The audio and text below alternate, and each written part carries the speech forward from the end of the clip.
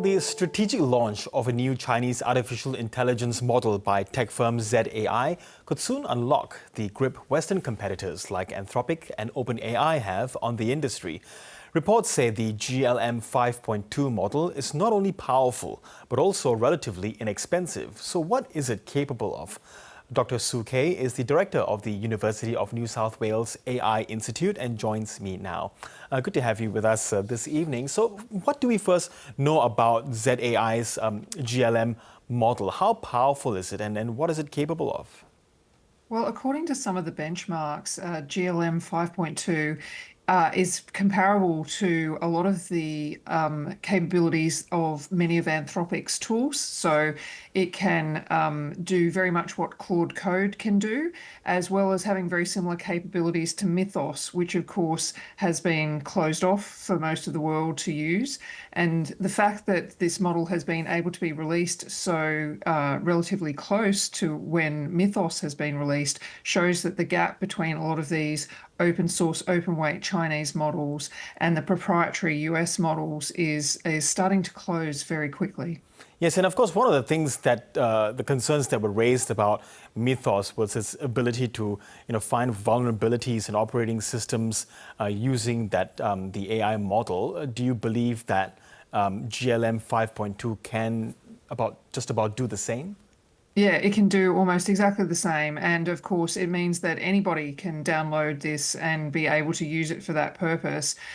You could look at it from the opposite perspective. For those of us who were able to use Fable before it was closed off by the US government, that also gave a lot of capabilities that, are now not accessible, which you could access if you were to use GLM 5.2. But it unfortunately does create a lot of cybersecurity vulnerabilities. And it will mean that many companies that have been able to protect themselves from cyber attacks to date are really going to potentially face a lot more threats because in essence, it's very difficult to patch and make changes at the speed with which attackers will be able to use GLM 5.2 to find vulnerabilities. Do you expect perhaps Chinese authorities to do the same as what the US had done, to at least request Z.ai to perhaps inform other tech companies of what its capabilities are,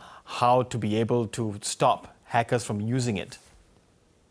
Well, perhaps, particularly if it impacts on Chinese enterprises. However, the fact that it is open source in many respects means that people have more of an equal opportunity to assess the vulnerabilities and also the benefits of the model in a way which we actually have not been able to do with Mythos because it has been closed to the rest of the world. So, yes, it's going to have benefits, but also potentially some big consequences in terms of a highly increased cybersecurity risk for most enterprises around the world. And how much of an advantage does Z.ai have, given that it's relatively inexpensive, much lower to develop, much lower cost to develop than its American rivals?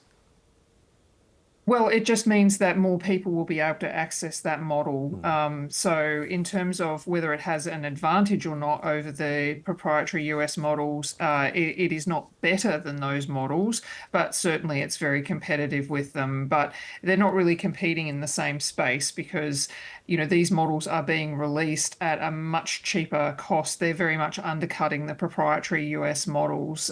So they're not really competing in the same playing field, but definitely the capabilities between these open source, open weight models and the US proprietary models is very narrow now. So can jurisdictions outside of China, Australia, for example, create its own safeguards against the potential for a misuse of something like GLM 5.2? Yes, well, and ironically, we will probably be having to get very familiar with GLM 5.2 to understand how best to be able to secure systems against attacks from that are created by using the capabilities of GLM 5.2. But it just, it ends up, as cybersecurity always has been, a bit of an arms race of who has developed the latest technology and then how you can find ways to mitigate that risk. Yeah, speaking of the race, South Korea has announced it's, investing a trillion Australian dollars on AI and chip manufacturing. What's behind this huge investment? Well, it's really about securing their supply chain.